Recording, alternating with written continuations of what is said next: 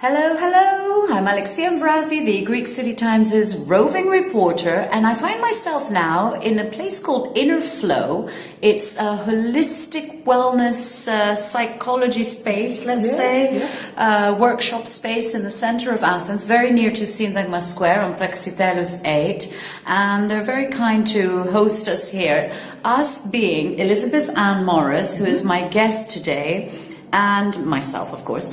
And we're here because Elizabeth Ann Morris is visiting Athens for just a few days now. She lives in Scotland, and she travels around the whole world teaching workshops with the name of the Sacred Oracle Teachings. Yeah. She's also written numerous articles on the subject. She'll be telling us more about that. Mm-hmm. The main topic of our conversation, which I think is very vital today for Greeks in Greece, Greeks all over the world who have family in Greece, but also for people who are nothing to do with Greece and who are experiencing the same thing. The feeling of lacking, the feeling of losing a control of a certain way of living that used to be standard and has changed and keeps shifting dramatically all the time. Isn't that right?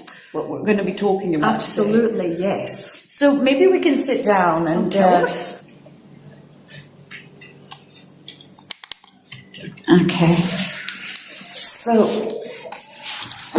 So you've been teaching these sacred oracle teachings around the world, and you've been coming to Greece how many years now? Since 2010. So since 2010, so for 8 years you've been traveling to Greece and seeing also a lot of changes. Absolutely. I think it was about 8 or 10 years ago that the financial crisis hit off in earnest. And 8 years ago, definitely. Yes. So you've been seeing all the changes that have been going on in Greece in that area, and how the Greek mentality and psyche has been affected. Yes. So this is another reason why it's great to talk with you today, because Elizabeth Ann Morris is going to be giving us some interesting insights, both from her background in business, if you can tell our viewers a little bit about that, and management. And from her also more recent in the last 15 years, focus on the more spiritual side of things. So combining those two, the sort of hardcore pragmatic and the spiritual, you have developed a very interesting insight on the human psyche and on how people can deal, or not just deal, but most powerfully live their lives and with authenticity. So if you can tell us a little bit more instead of me blabbing on and on. Okay. I have to say that's a lovely introduction. Thank you. I'm very grateful for that, very beautifully put. Yes. Alexia, on that note, I never come to Greece with a sense of I've got something that Greek people need, because Greek people have got everything that they need. But I have a sense of passion. I have a sense of connection with Greece. So I come because I'm doing what I guess we all start out wanting to do, is to make a difference. Not by doing something that's I'm going to speak to 2,000 people and get a beautiful income. That's one way of doing it, but it's the small everyday things that we can do that create a different reality.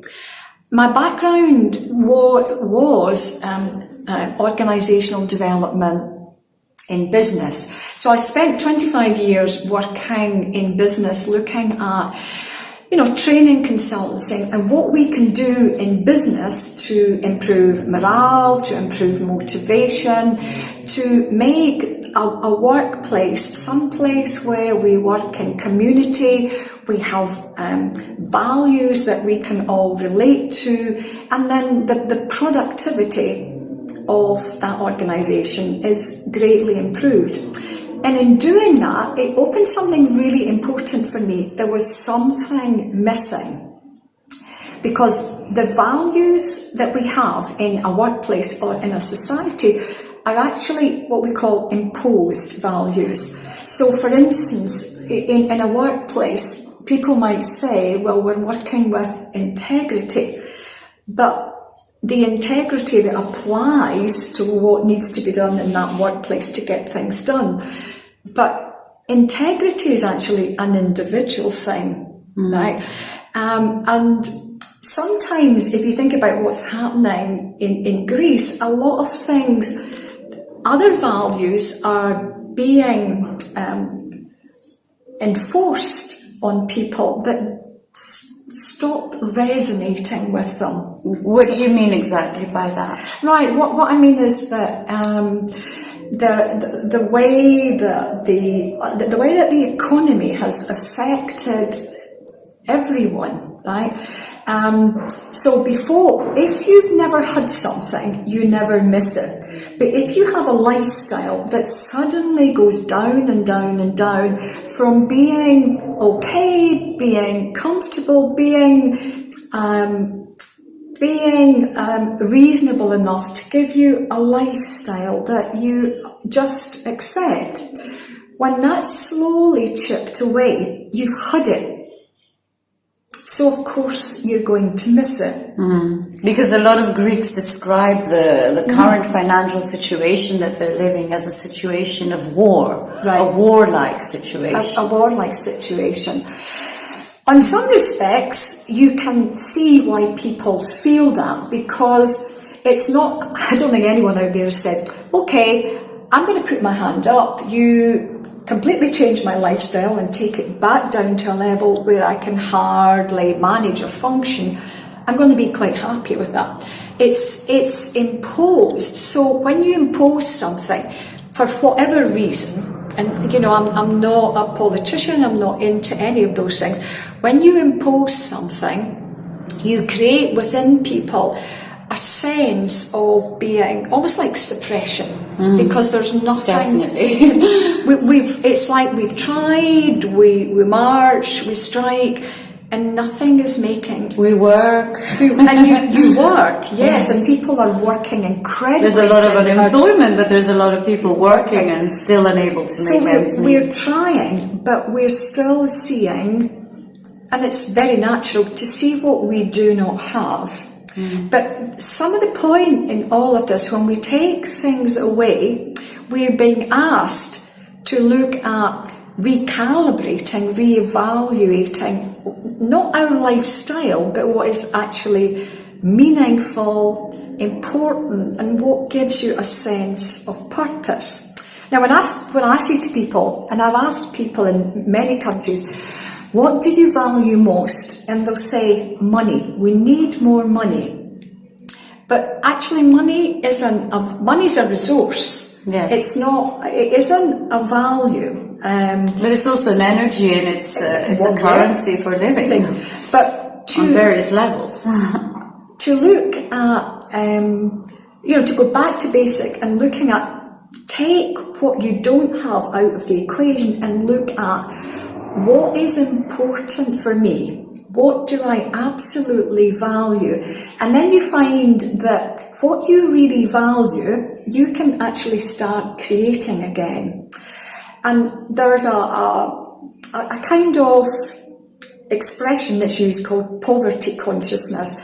And poverty consciousness is actually not just about lack of money, it's how we perceive money. So if I've not got very much money, and say I have 20 euros and I'm going round the supermarket and I'm saying, oh, I can't buy this and I can't buy that and I can't afford this, I'm actually going to come out that supermarket not feeling good.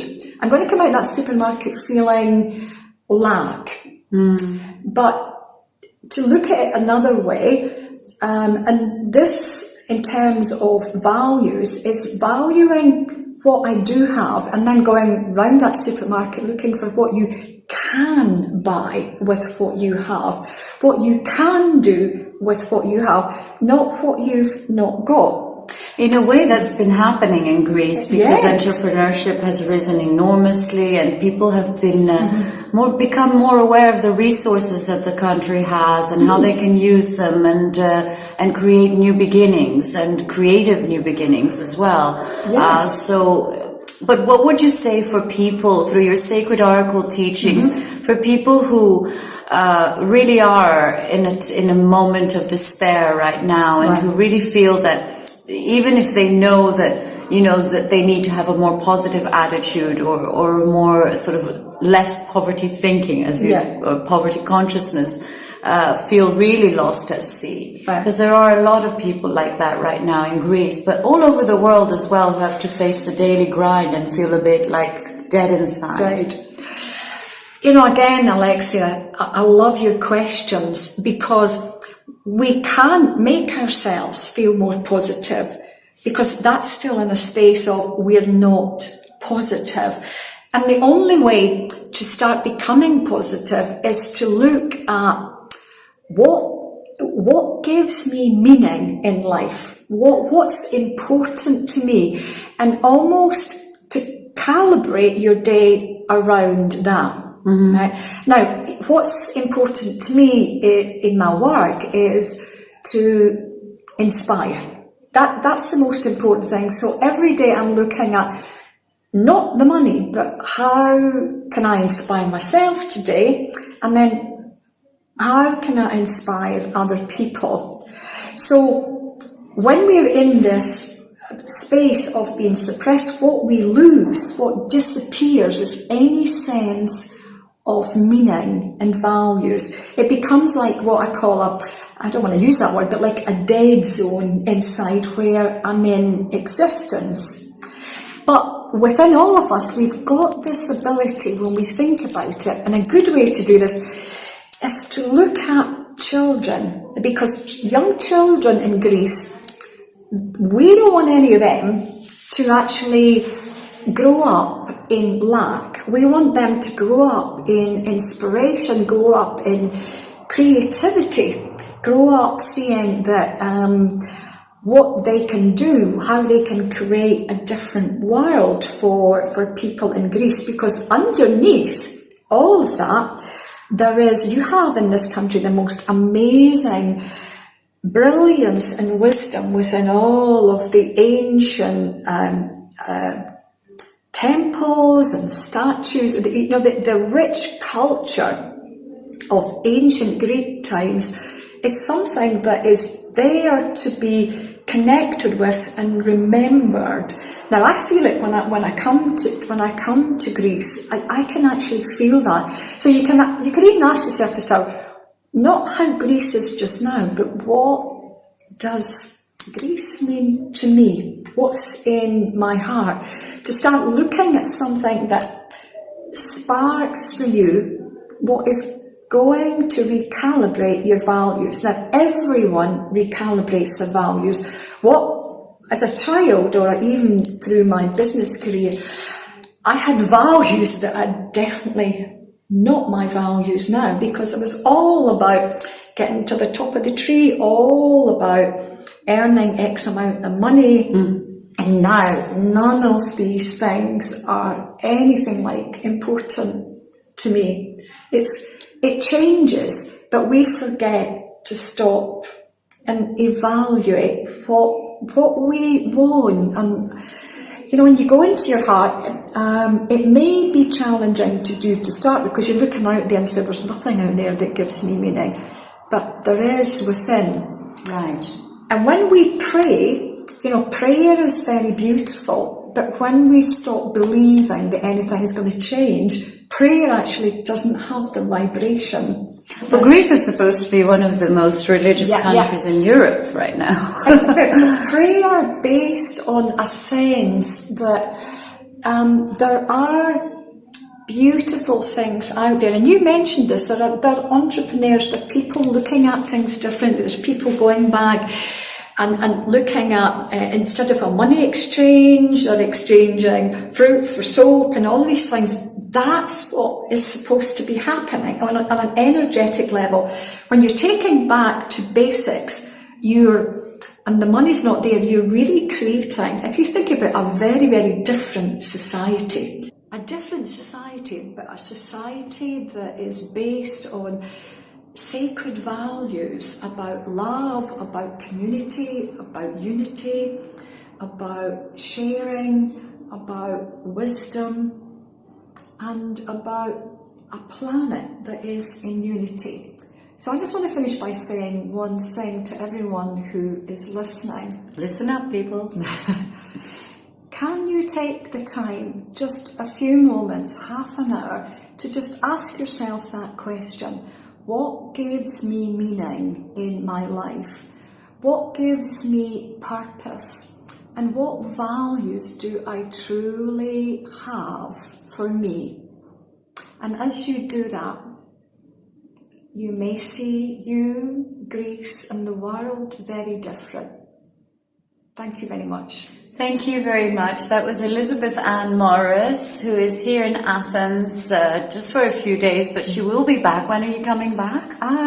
Just as soon as I'm asked. Okay, great. And you can find her on her website. If you can tell us the details of how people can contact you. It's www.sacredoracleteachings.com. Great. Thank you very, very much. And bye-bye from me, Alexia Mvrazi from Inner Flow Space here in Athens. Bye.